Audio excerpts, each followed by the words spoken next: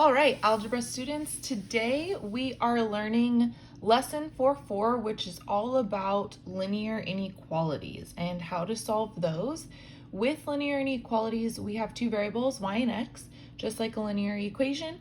And when we solve them and by graphing, we are going to graph a line just like we would if it was an equation. However, our solution looks different. So the essential question is, how does the graph of a linear inequality help you identify the solutions of an inequality? And we are going to determine that today.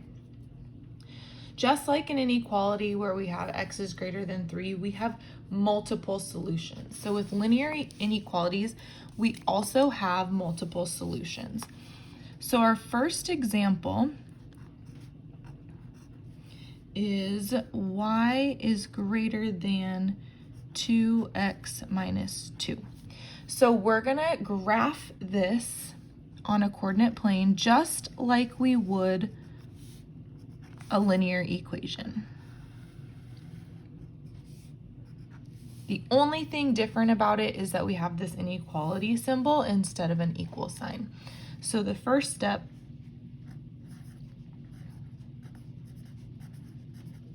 is to graph like an equation. And we're going to start at the y-intercept and then use the slope to tell us where the other points are. So I'm going to go ahead and start at -2. And my slope is 2/1, so I'm going to rise 2, run 1, rise 2, run 1. Now, with inequalities, we won't just connect the dot right away because the line can be either solid or dashed. Now, it depends on the inequality symbol whether our line is solid or dashed. In order for it to be a solid line,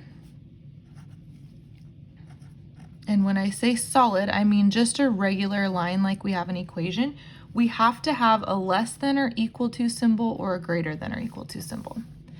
Whereas a dashed line is what we use if we have a less than symbol or a greater than symbol. So the reason it's dashed is because it doesn't have that or equal to. So the solution is not including the line. It's only the part of the shading. So in our case here, we have just a greater than symbol, so our line needs to be a dashed line.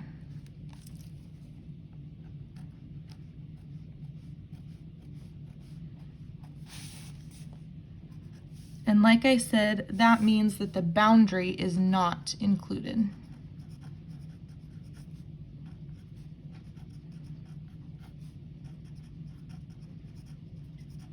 Okay, so we've graphed our inequality. Now, the solutions, like I said before, there's infinitely many solutions to this inequality. And the line is not included in those solutions because it's dashed. So we have to determine where the solutions are. And we do that by picking a test point and determining which side of the inequality gives us the set of solutions. So when we pick a test point, I'm going to tell you, you should almost always pick 0, 0. The only time you can't pick 0, 0 is if it's on the line.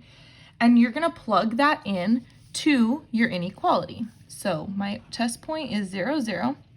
And I'm going to plug 0 in for x and 0 in for y. So 0 is greater than 2 times 0 minus 2. So I get 0 is greater than -2.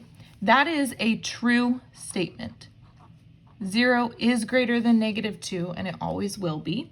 So that means that we shade that side. And that's the fourth and final step in graphing linear inequalities, is we have to shade the solutions. So in this case, I'm going to go ahead and use my highlighter to shade that side of the inequality.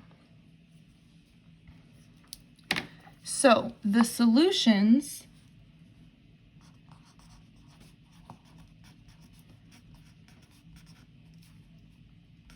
are all ordered pairs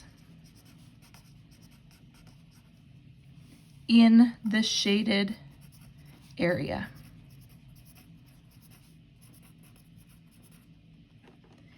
They make the inequality true. Now, I could plug in any ordered pair here and it will make that inequality true. Any inequality I plug in here will make it false. So I would like you guys to pause the video for just a second and try this example on your own. Y is less than or equal to x minus 1. And we're going to go ahead and do the same steps to solve this. So I'm going to go ahead and draw my little graph.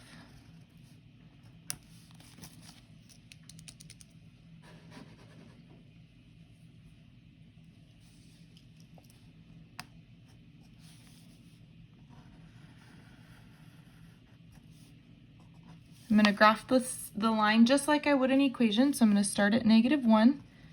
And this time my slope is +1. So rise 1, run 1, rise 1, run 1, draw my line. It is a less than or equal to symbol, so I'm going to use a solid line this time. And then I'm going to choose my test point. Remember, the solid line means that the boundary is included. So that means that the line is also including points that are solutions. I'm going to plug in 0, 0, and I get 0 is less than or equal to 0 minus 1. 0 is less than or equal to -1. 0 is not less than or equal to -1, so that is false. That means that we shade the opposite side as our test point. So because our test point is up here, I'm actually going to shade this side. Now, both of these equations that I gave you were in slope-intercept form. You won't always have those. So one thing I need you to remember about inequalities from topic 1 is if you multiply or divide by a negative,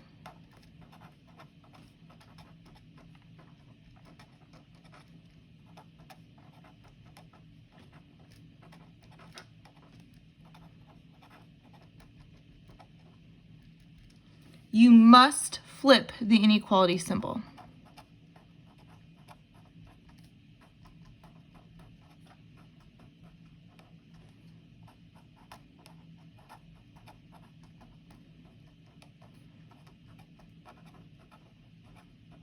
Okay, that's very important to remember. Now, the last example that we're going to do today is a story problem. I'm going to go ahead and read that story problem to you, and then we're going to go ahead and write an inequality from that, and then graph it and shade the solutions. So the story problem reads, the Science Club sells t-shirts and keychains to raise money. How many t-shirts and keychains could they sell to meet or exceed their goal? So there's info. It says, let X represent the number of t-shirts sold. So I'm going to write that in there. X is the number of shirts. And Y represents the number of keychains sold. And then it says that their goal is $500 and they want to either meet or exceed that. So it could be equal to 500 or it could be greater than 500. And it says that the shirts cost $10 each and the keychains cost $2 each. So we need to write an inequality and then graph it to be able to describe all of the solutions that it could possibly be. So when we write this equation, we know that the 10 is going to be linked with the x, the 2 is going to be linked with the y, and that has to be greater than or equal to 500. So 10x plus 2y is greater than or equal to 500. So again, like I said previously, we need to solve this equation so that it's in y equals mx plus b form. Then we'll graph it and shade it and try and describe the number of solutions that there are and what those look like. So I'm going to subtract 10x from both sides.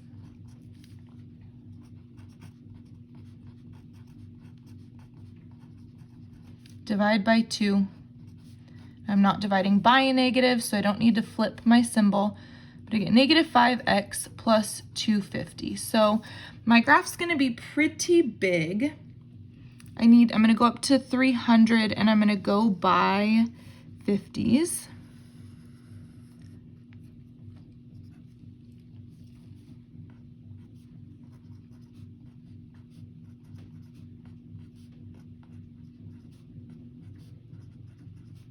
I guess I only made it to 250. That's okay. And then on the bottom, I'm going to go by 10s.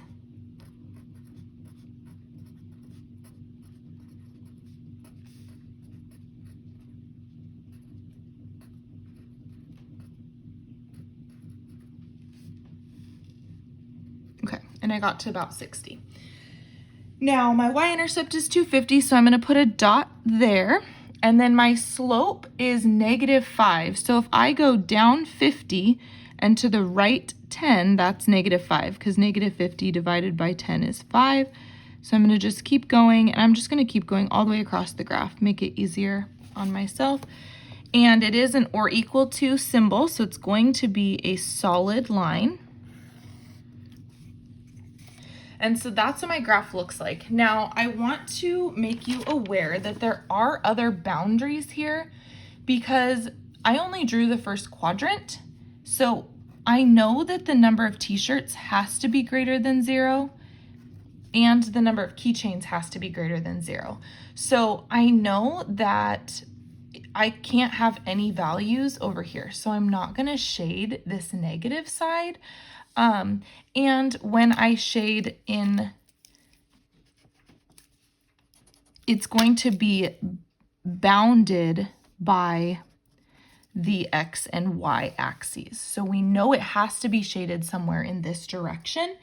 Now, I'm going to plug in a test point. They could potentially sell 0 keychains and 0 t-shirts. So I'm going to use that as my test point.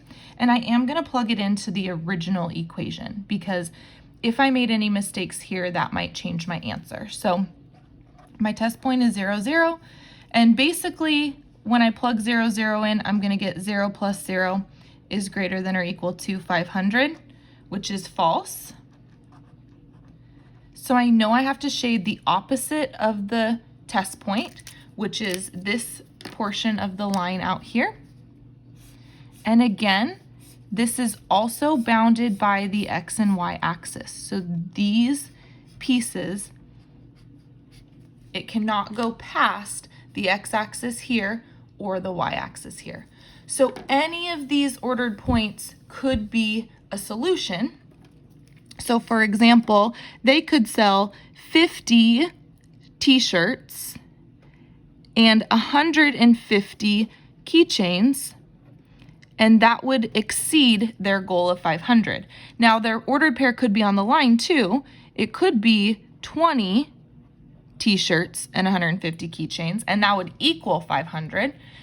Could be 40 t-shirts and 250 keychains. You get the idea. Anything in that shaded area is a potential solution to this inequality.